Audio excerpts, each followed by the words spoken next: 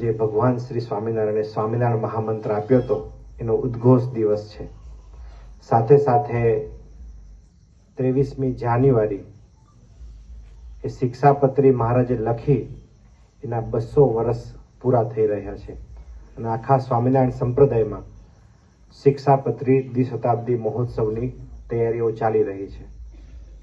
અને આ જ દિવસોમાં આપણે દરેક જગ્યાએ શાકોત્સવ પણ ઉજવતા હોઈએ છીએ.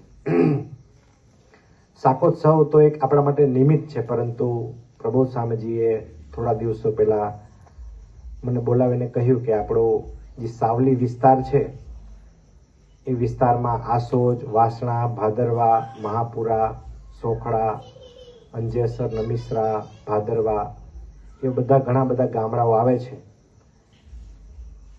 એ ગામડામાં કેટલા ભક્તો હશે એવું સંખ્યા પૂછીએ. એટલે બધું શિબિર સમય હોય તો